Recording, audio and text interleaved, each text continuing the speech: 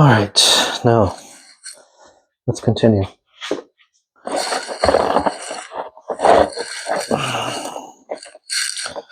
going to take all the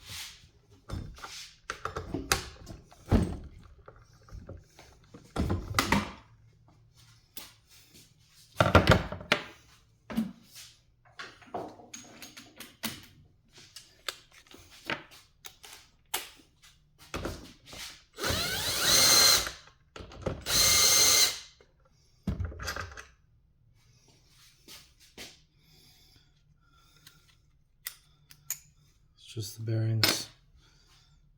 I'm going to take those out. Put it back in.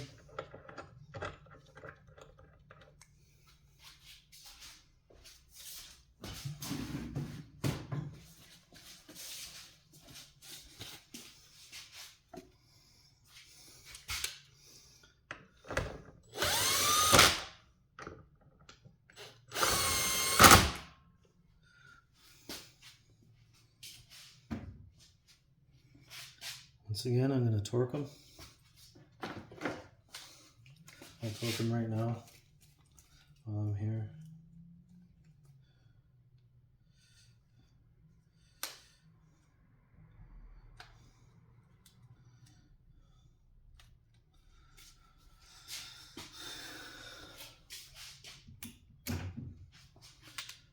$15 foot-pounds.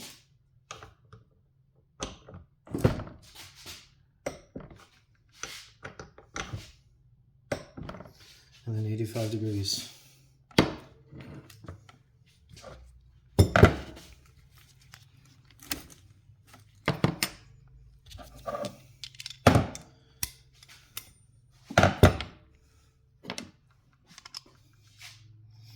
That way they're ready to go for all the measurements.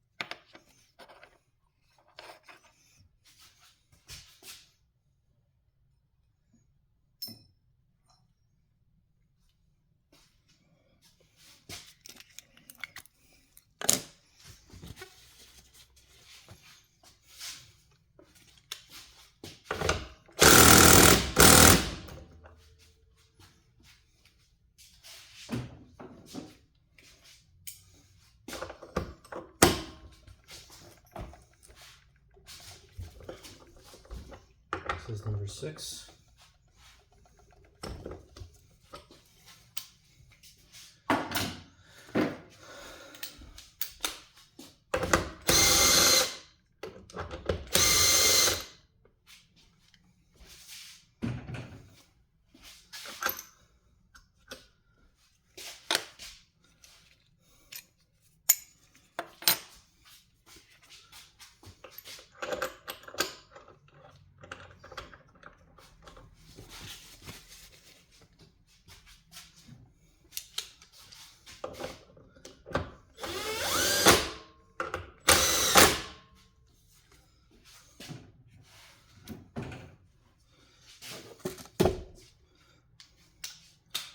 £15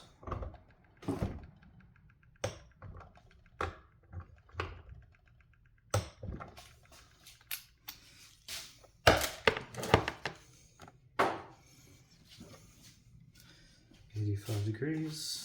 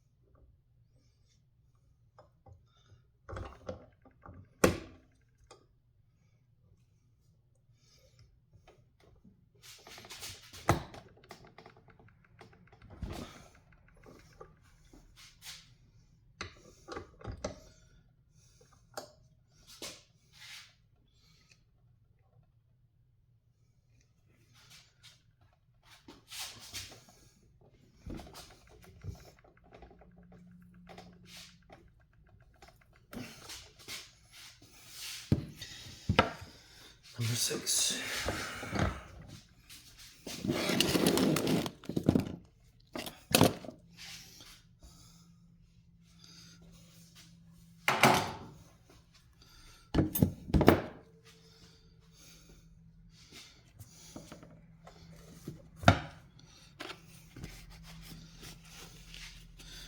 I will go through these as well afterwards. Show you.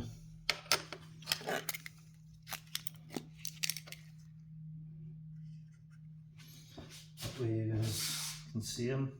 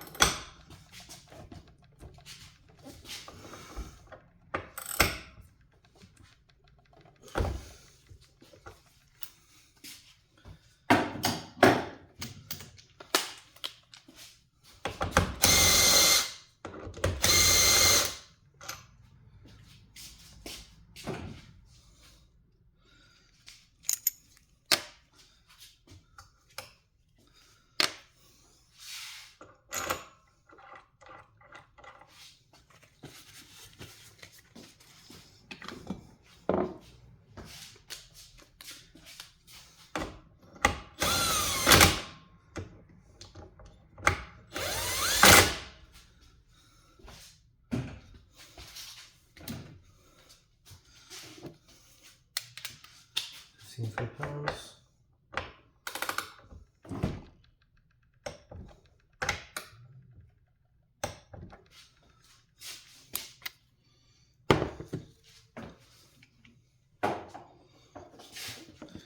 $85 degrees.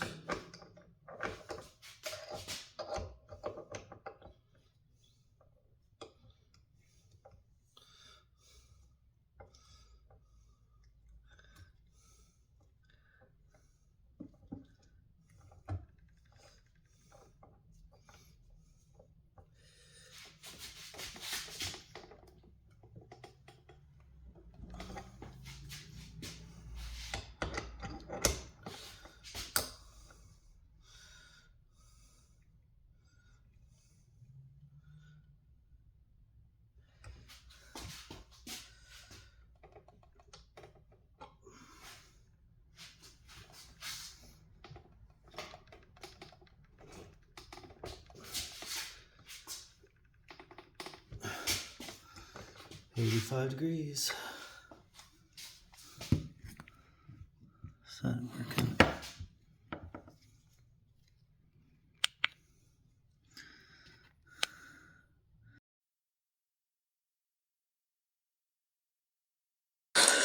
All right, 85 degrees, number 4.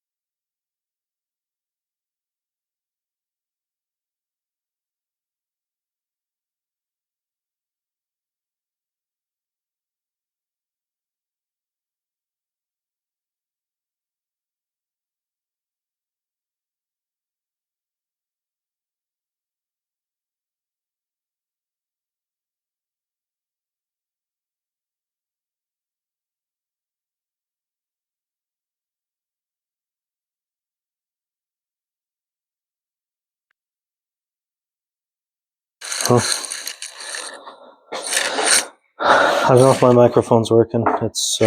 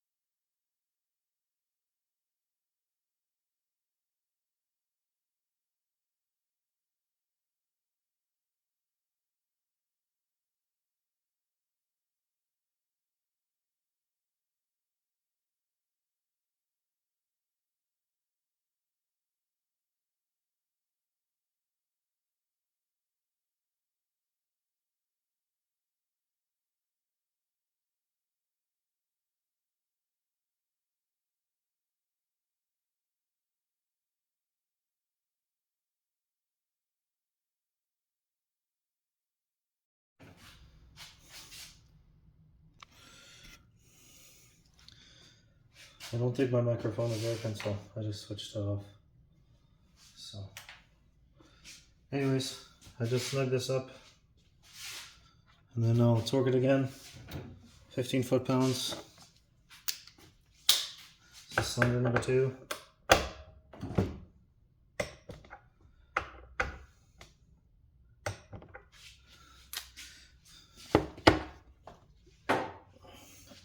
And 85 degrees.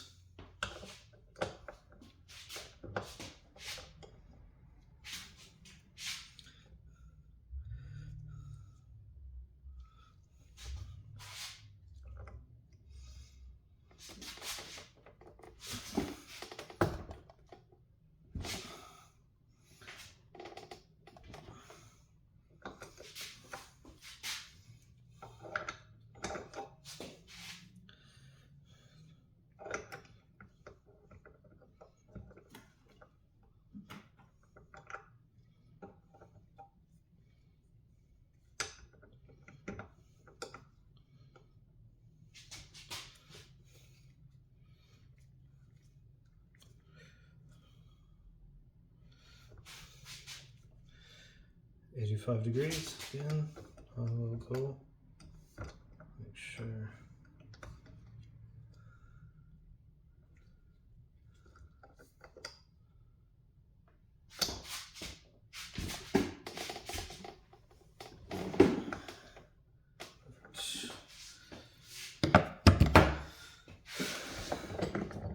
Cylinder 2.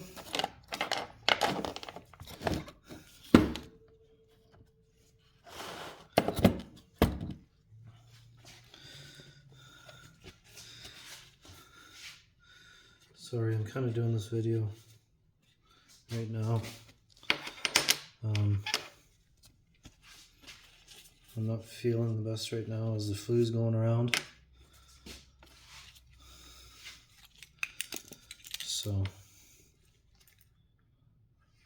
it sucks, but I gotta keep going, keep moving forward.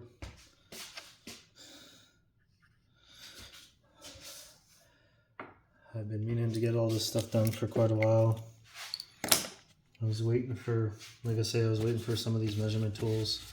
I got them last time I was off.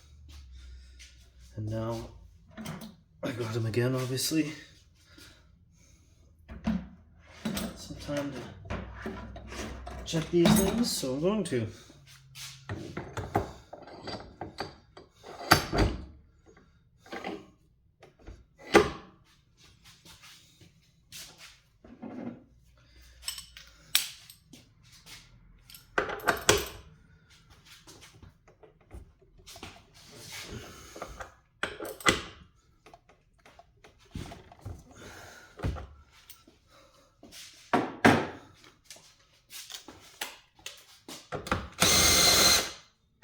This is cylinder number 7.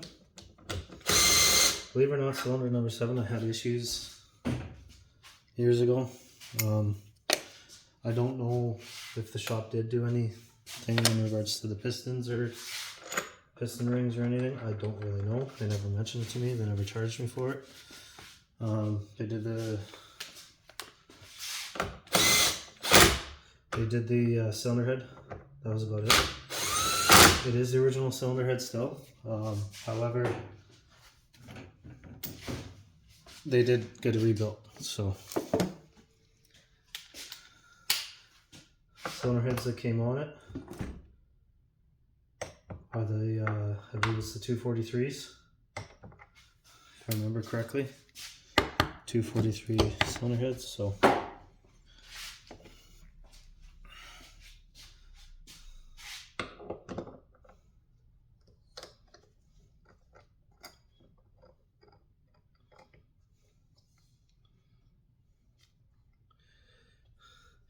torque to 15,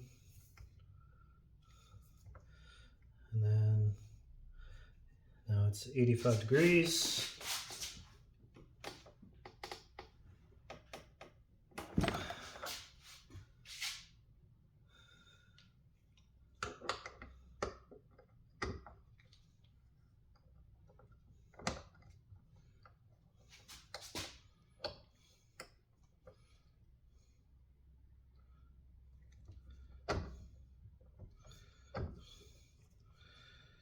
Once again, 85 degrees.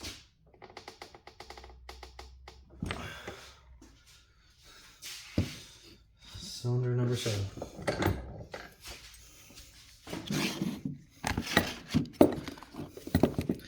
I'm just trying to keep everything consistent. I'll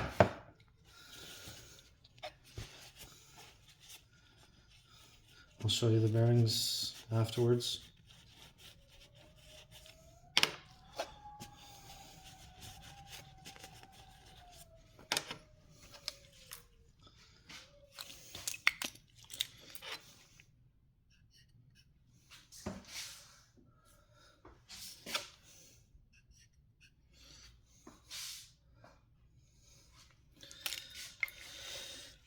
So one of the main reasons why I keep track of some of this stuff is so that you can see where you might be having issues. That allows you to kind of figure out what you need to look after, what you need to fix. But in reality, for mine, stock, never really done nothing major to it.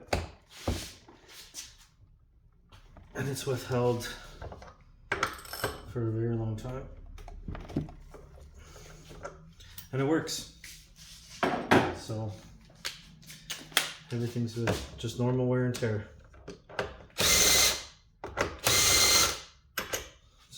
I don't race, I obviously don't race the truck. I know that there was a couple times where I did race a couple people. I'm not gonna lie. But it wasn't anything major.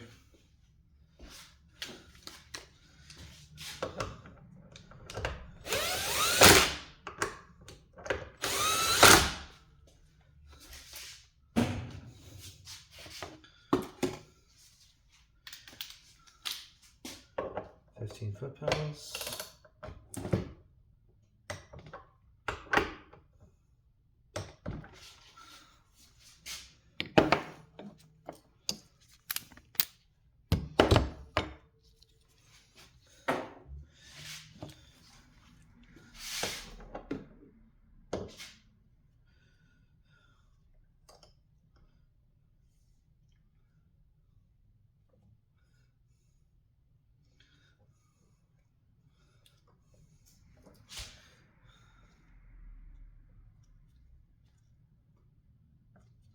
And 85 degrees.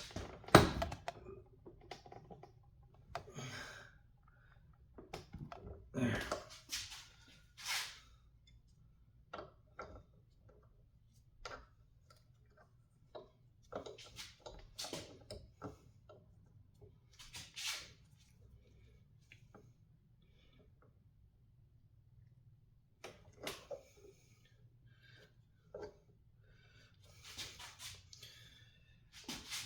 Five degrees.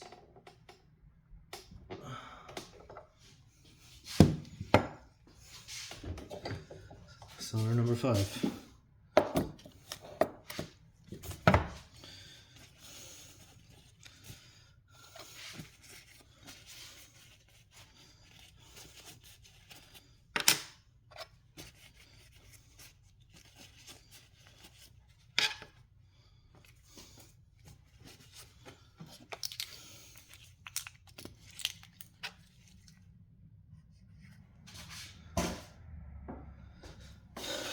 There was many times when I was working on engines in the shop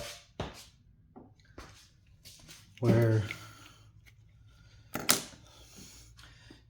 you quite literally open up the engine and the pistons were coming out quite literally. They were basically like popcorn, just pieces. Obviously in the high horsepower application, that happens.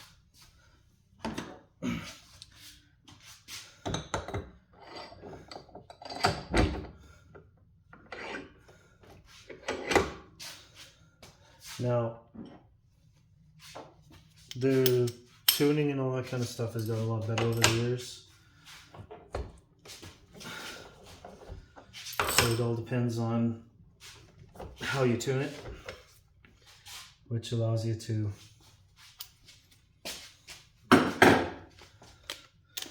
be able to hopefully prevent that from happening.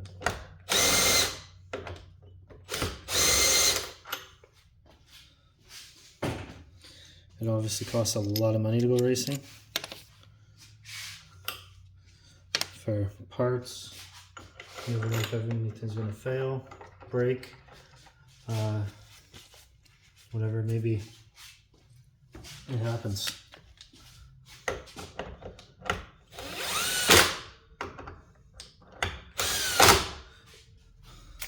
Never be afraid to ask for help from others. Someone that knows what they're doing.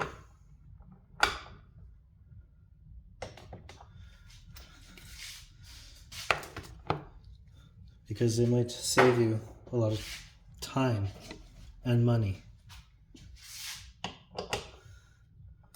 Now, I'm gonna be honest, don't get wrong with me, like I like to do this stuff kind of sort of by myself, but it's more because I find it a lot of fun, and that'll never change.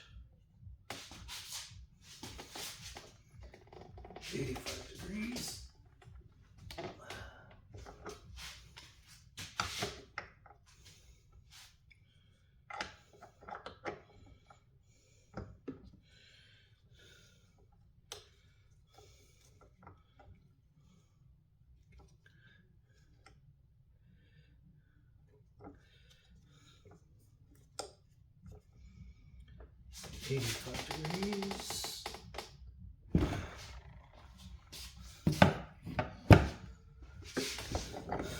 Number 3.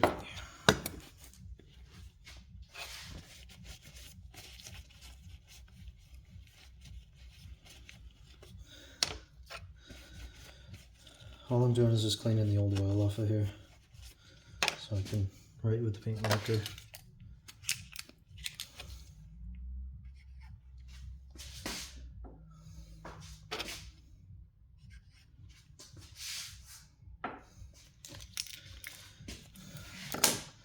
One more. Cylinder number 1.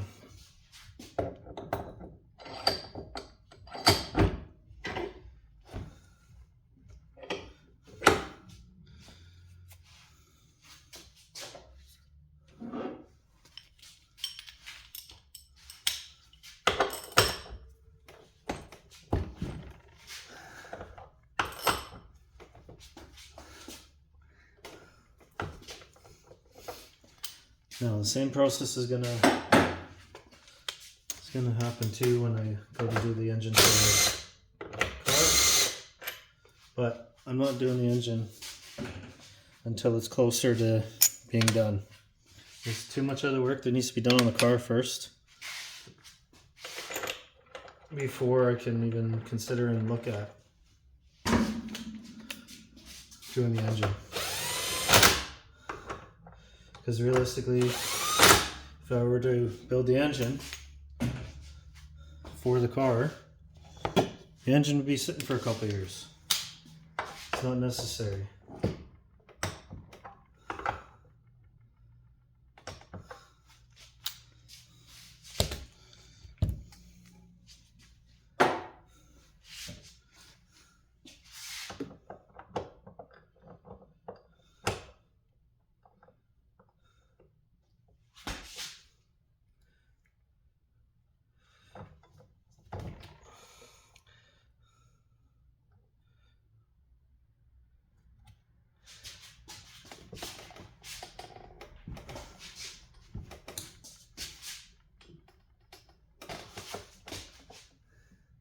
A little more.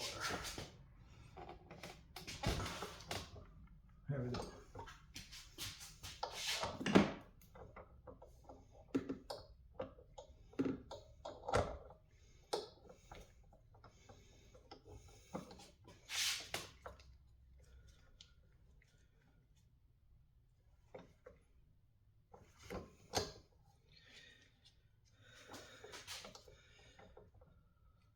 I also remember when I was in the shop working, we didn't use the degree.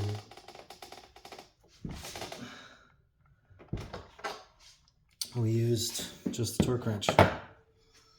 So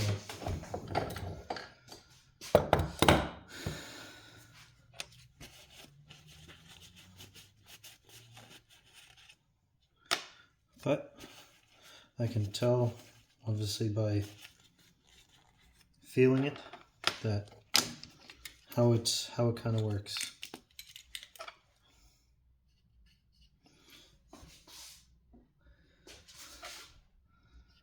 All right, now I'm going to get ready to start doing the measurements.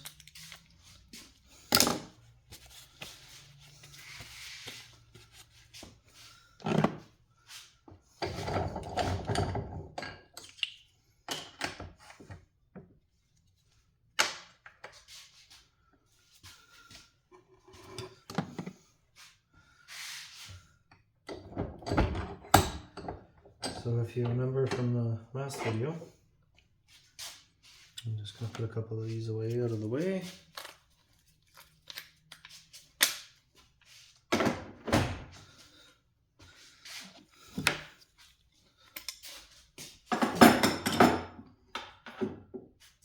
Now we had some of these measurements.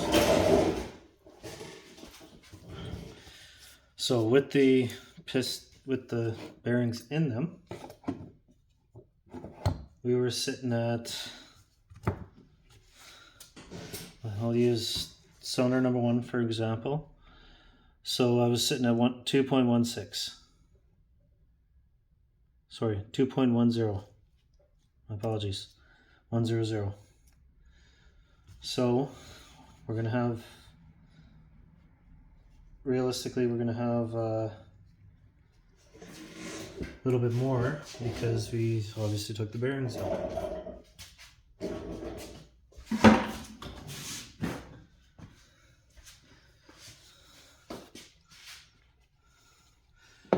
I'm going to start by cleaning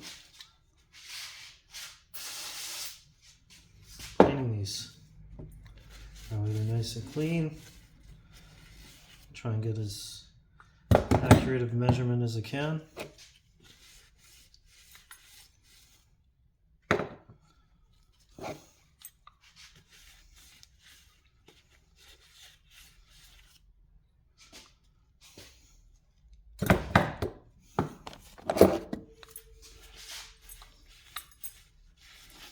Now the connecting rods, they're not bent or anything.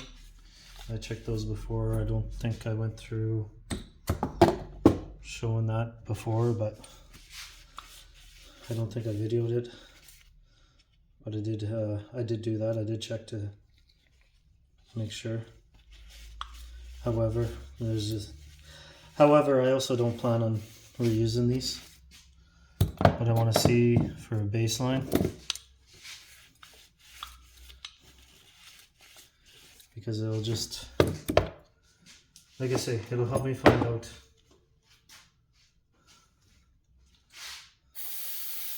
a good starting point. I was gonna build this engine up, believe it or not.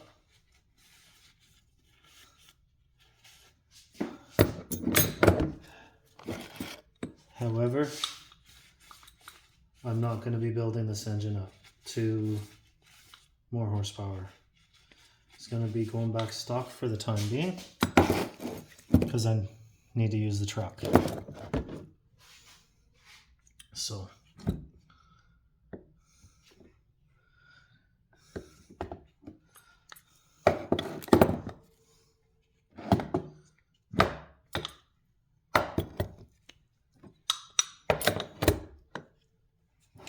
this is number 1 cylinder. Those are clean.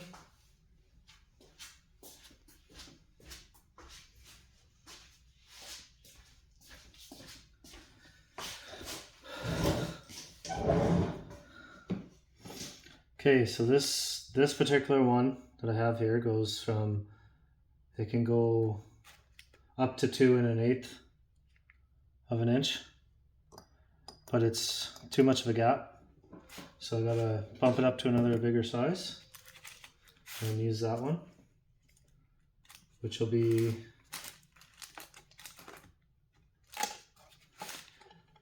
because that one was 1 1/4 to 2 1/8. So this one is 2 1/8 to 3 1/2 inch. So obviously it's gonna go in, take a measurement. I try and make sure it's nice and centered. Then I lock it. Once it's locked, I put it over here. Use the micrometer to check to see what the measurement is. So with these micrometers, they will, I don't know if you can hear the clicking, probably not, but there's a clicking where it stops and then it doesn't continue to tighten, and then that'll give you your measurement. So right now I'm at 2.2.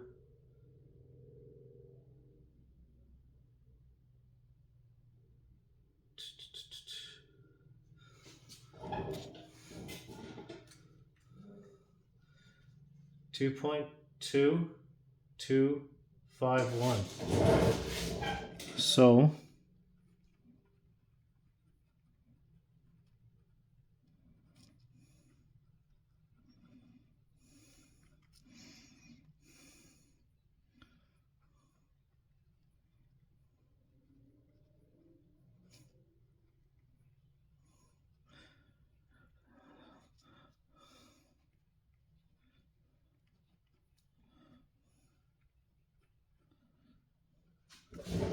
again, 2.2251, and that's number 1.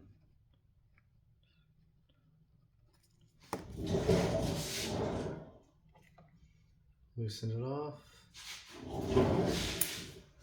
Loosen that up. Make sure it still freely goes. That one is complete. I'm gonna go to cylinder number 3. Same thing, remember, like I say, I torqued those to spec. Put that in there. Try and center it. Make sure that it's touching on both sides correctly. And then you turn this to tighten it. Come over here and measure it.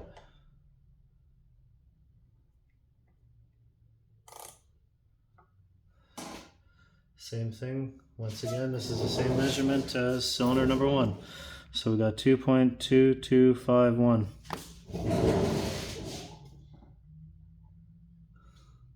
I'm not going to go over how to necessarily measure it, and the reason being is you can go and find out online how to take the measurements and read the micrometer,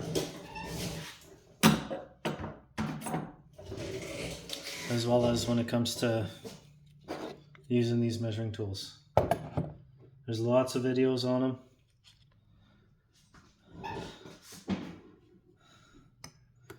There's lots of good quality ones out there.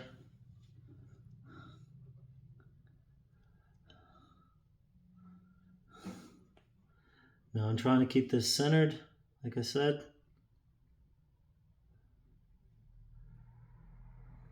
So that it's as accurate as possible.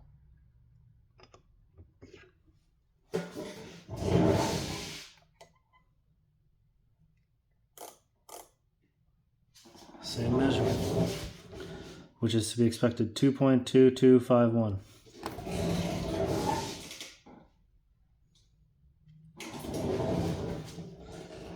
Loosen it up.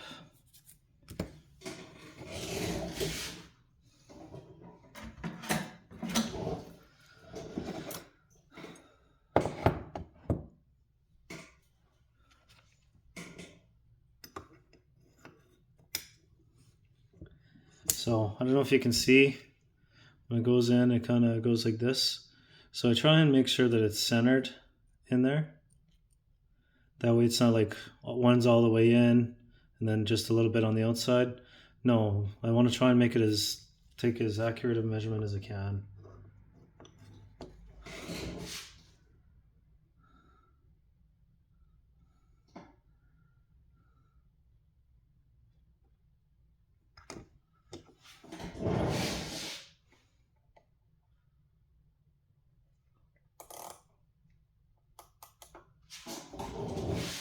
It's the same. Cylinder number 7 is the same, 2.2251.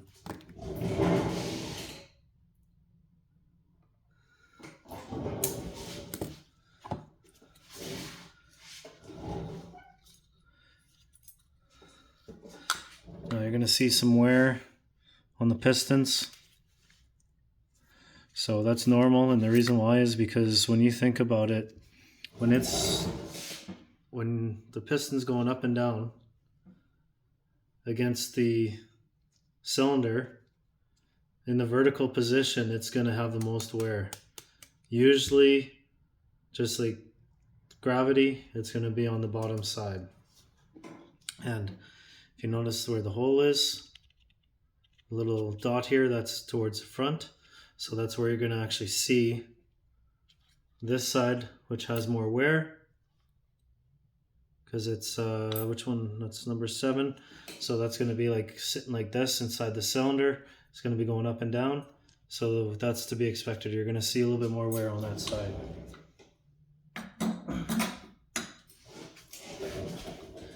All right, cylinder number 2.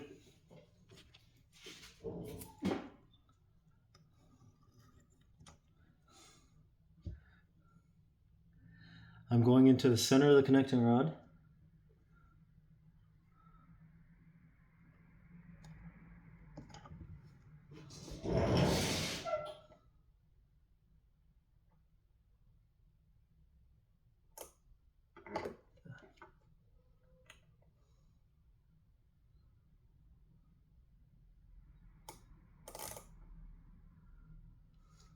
Oh, my hand cramped. Okay, 2 point. That one is 2.225.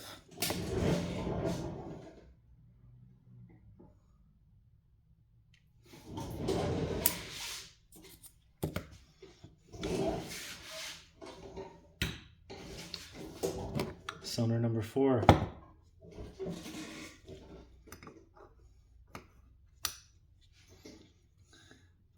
Center the connecting rod. Try and center the measurement tool in there.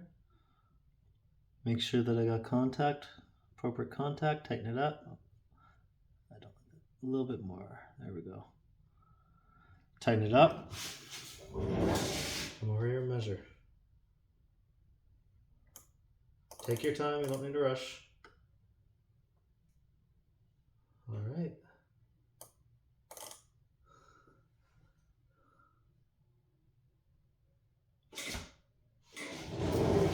Cylinder number 4 is 2.2251.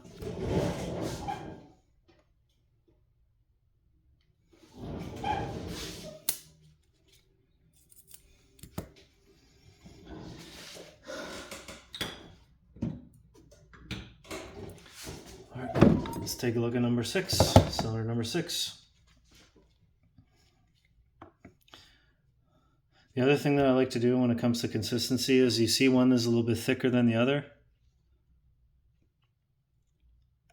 So and try and keep the thicker one on the bottom and the thinner one on top, just so I have the consistency in the measurement.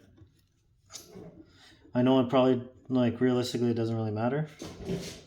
However, I just want to make sure it's nice and consistent.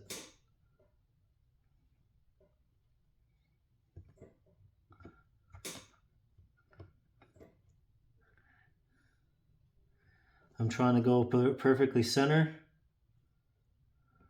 in the center, and then I'll do my measurement.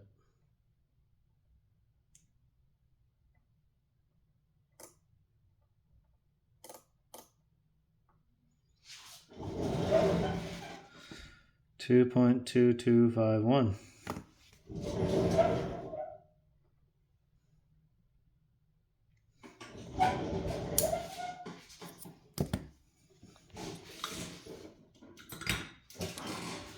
Nope, cylinder number 8.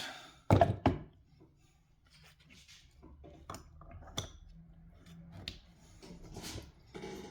in the center, vertically up and down. Take a measurement.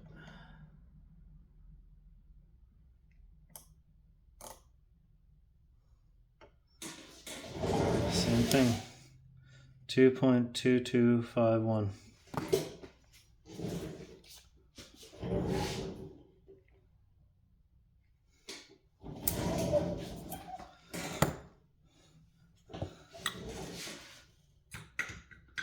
So I've got those measured now.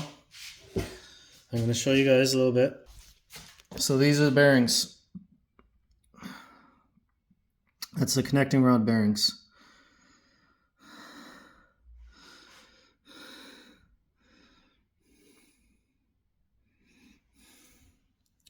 Turn them over. That way you guys can see. They get worn out, obviously. It's a lot of pressure, a lot of wear and tear on these, especially for 464,000 kilometers. So it's to be expected.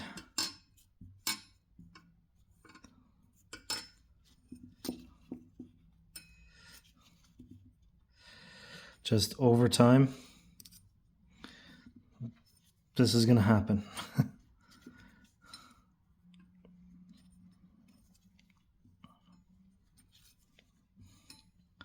But they'll tell you a story.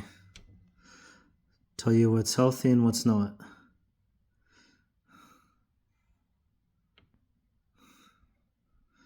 You can see a little bit more extra wear in the center here. So where do you think that's going to be? So you can see this is the surface of the connecting rod. Now a lot of these are the same on the surface. And now let's look at the crankshaft itself.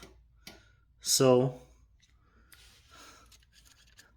center of those connecting rods, there could have been gotten some gunk or something in there from the oil over time, as well as in here, right? Now, be mindful, don't worry about the little bit of dirt and stuff that's in there, because I didn't clean this fully yet. So some of that might be from the other work that I've been doing to it. So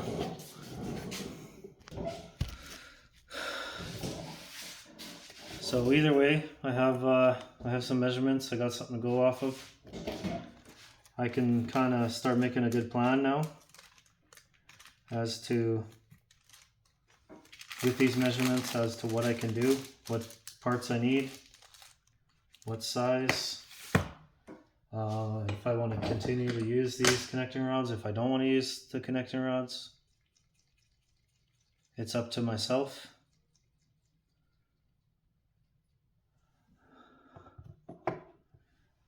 Like I said, the crankshaft was okay. It was a lifter that failed. That was no good. Since I already had the engine out, it just makes more sense to go through the engine and to basically freshen it up. And taking all these measurements allows me to figure out what I need to freshen it up so that it'll last another 500,000 kilometers. So this truck has been running, like I say, they failed at 464,796,000 kilometers. So it lasted a very long time. I do routine maintenance on it on a regular basis. Every 5,000 kilometers, I was doing oil changes regularly. I would use synthetic. Another maintenance thing that I always did was I would always do spark plugs and plug wires every 80,000 kilometers. Something I've always done just because I always wanted to make sure that it was running well. And for how cheap spark plugs are, why not? So you can see with the engine itself how clean it is, how doing regular maintenance really plays a huge part in the longevity of your vehicle. So unfortunately, because of the lifter issues, those are just a common issue with the GM active fuel management systems. However, for me, myself, being able to do this myself, it's going to cost me about $2,000 to $2,500 to fix, to go back to stock, but then it should hopefully last another 500,000 kilometers as long as I continue with the maintenance and the upkeep of the vehicle. Transmission that's in the truck, that was rebuilt a few years ago at around 350,000 kilometers or so, 360,000 kilometers. So the transmission is still good. The rear end, the same thing. That was done at the same time as the transmission. That was rebuilt. As well as it also got a brand new transfer case in there. I do have a spare transfer case here. The original transfer case I do have here still. And at some point I will rebuild that as well. As well as I regularly and routinely do the CV axles. CV axle boots, just because of Canadian winters, especially here, when you get to minus 50 and stuff, they fail.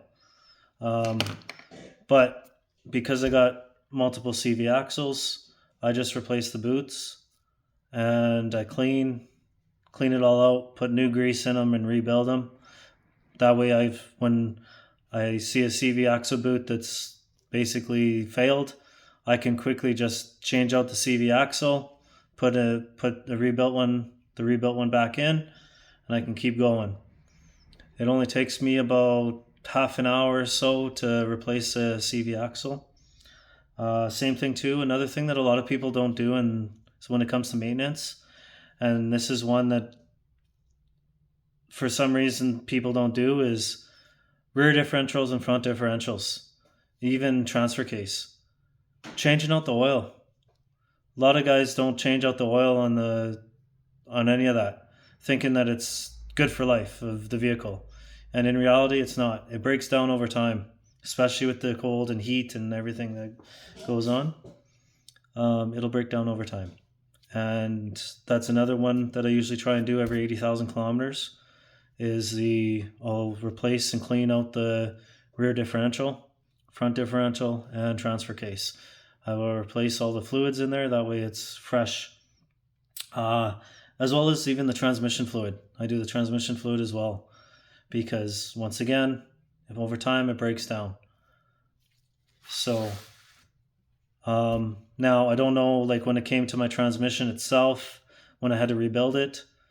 So I had done a transmission fluid flush and filter change and all that. I actually took it to a shop and had the shop do it. And nothing against the shop. The shop did an excellent job.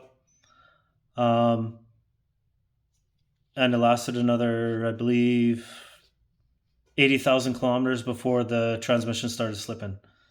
But that's just, once again, age of the vehicle and just things breaking down over time. And I really appreciate that shop doing all that work for me. They're an excellent shop here in Edmonton that I go to on a regular basis. There's a few shops here in Edmonton that I go to for certain things on a regular basis because they do excellent work. They have excellent people there. They care about their customers and the quality of their work. So not that most mechanics don't, but for the most part, it's there's certain shops that I go to.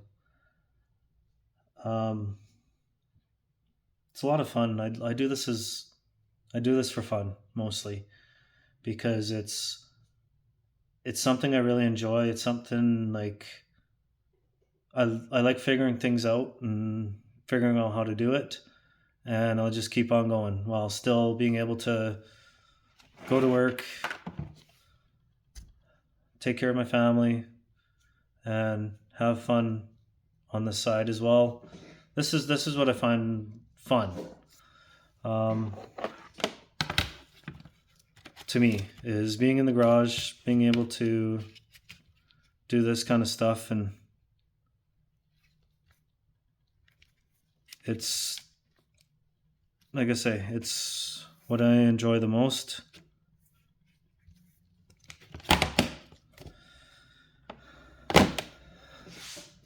Because you can learn something new every single day. Doesn't matter what it is. And if you can figure it out, then it just makes it easier for you next time.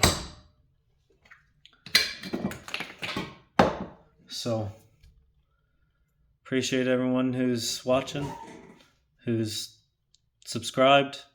I appreciate it. Much love, much blessed. Thank you. Have a wonderful day.